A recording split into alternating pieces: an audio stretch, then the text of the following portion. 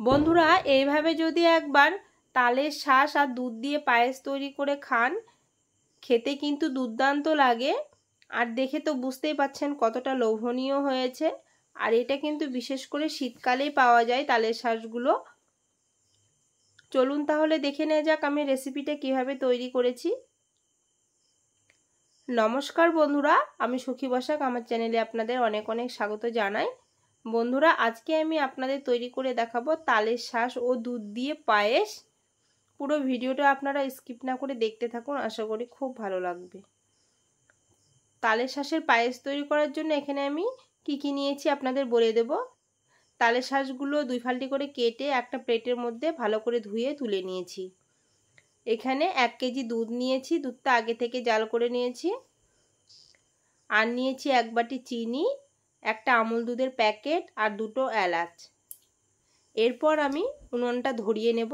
আর অনেক দিন পর আজকে উনুনে রান্না করছে বন্ধুরা, কারণ আমার রান্না করার জায়গাটা পুরো ভিজে স্যাঁতস্যাঁতে হয়ে গেছে, সেই কারণে কিন্তু উনুনে রান্না করতে পারি না।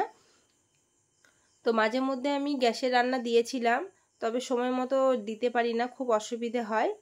তো সেই কারণে আজকে কিন্তু উনুনে রান্না করছি অনেক দিন পর। আপনারা পুরো ভিডিওটা দেখতে থাকবেন, আশা করি খুব ভালো লাগবে। এদিকে আমার উনুনটা ধরানো হয়ে গেল। এরপর কিন্তু কড়াইটা বসিয়ে দেব। কড়াইটা ভালো করে আমি গরম করে নেব। কড়াই গরম হয়ে গেছে। এরপর কিন্তু দুধটা আমি কড়াইয়ের মধ্যে ঢেলে দেব। এরপর দুধটা কিন্তু ভালো করে আমি জাল করে নেব। আর এখানে যেহেতু 1 কেজি দুধ আছে, দুধটা কিন্তু জাল দিয়ে অনেকটাই কমিয়ে নিতে হবে। এরপর এখানে দুধটা গরম হয়ে গেছে। 2 হাতার মতো আমি দুধ আগে থেকে তুলে রেখে দিচ্ছি আমুল দুধটা গুলিয়ে নেওয়ার জন্য।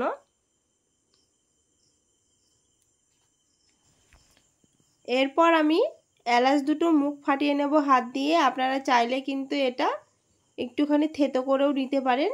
আর এই এলাচ দুটো দেওয়ার কারণে কিন্তু তালের শাঁসের পায়েসটা খেতে খুব ভালো লাগে। তো এলাচ দুটো দিয়ে হাতা দিয়ে একটুখানি নাড়িয়ে দিলাম। আর দুধটাও কিন্তু অনেকটা ফুটে ঘন হয়ে গেছে। এরপর আমি কেটে ধুয়ে রাখা তালের শাঁসগুলো দিয়ে ভালো করে কিন্তু সেদ্ধ করে নেব প্রায় 5 মিনিটের মতো। তাহলে কিন্তু দুধটাও অনেকটা ঘন হয়ে আসবে আর তালের শাঁসগুলো সেদ্ধ হয়ে অনেকটাই নরম হয়ে আসবে। আর তালের শাঁসগুলো নরম না হলে কিন্তু খেতে একদমই ভালো লাগবে না, সেই কারণে দুধের সঙ্গে ভালো করে ফুটাতে হবে। এদিকে কিন্তু তালের শাঁসগুলো ফুটতে শুরু করে দিয়েছে। আর এই তালের শাঁসের পায়েস কিন্তু বন্ধুরা খেতে কিন্তু দুর্দান্ত লাগে।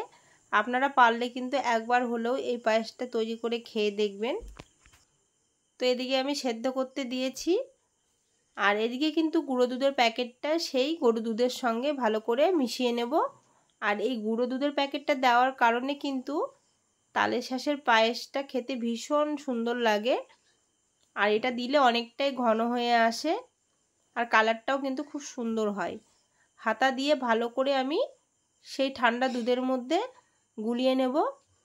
আর এটা কিন্তু সেই গরম দুধের মধ্যে দিয়ে দিলে গুঁড়ো দুধগুলো অনেকটাই দলা পেকে আসে আর দানা দানা হয়ে থাকে, দেখতে একদমই ভালো লাগে না। সেই কারণে আমি হাতা দিয়ে ভালো করে কিন্তু গুলিয়ে তারপরে দুধের মধ্যে দিয়ে দিচ্ছি।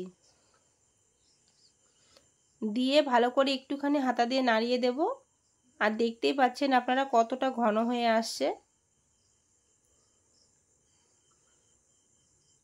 এরপর কিন্তু এখানে আমি চিনি দিয়ে দিয়েছি। চিনি দেওয়াটা আমি ভিডিও করতে একদম ভুলে গেছি। আর চিনি দেওয়ার পর দেখতেই পাচ্ছেন কতটা ঘন হয়ে গেছে। এরপর আমি একটা বাটির মধ্যে এগুলোকে তুলে নিচ্ছি। আর এই দুধটা ঠান্ডা হয়ে গেলে আরও ঘন হয়ে আসবে বন্ধুরা। আর তালের শাঁসগুলো তো পুরো সেদ্ধ হয়ে নরম হয়ে গেছে, পুরো মিষ্টি দুধ সব টেনে নিয়েছে আর কালারটাও কিন্তু খুব সুন্দর হয়েছে। তো বন্ধুরা আমার এই তালের শাঁসের পায়েস রেসিপিটা আপনাদের কেমন লেগেছে অবশ্যই কিন্তু কমেন্টে জানাবে। আর ভালো লাগলে লাইক শেয়ার সাবস্ক্রাইব করে দিয়ে পাশে থাকা বেল আইকনটি অবশ্যই প্রেস করে দেবে নিত্য নতুন ভিডিও পেতে। আজকের মতো এ পর্যন্তই, আবার দেখা হবে অন্য কোনো রেসিপিতে। নমস্কার।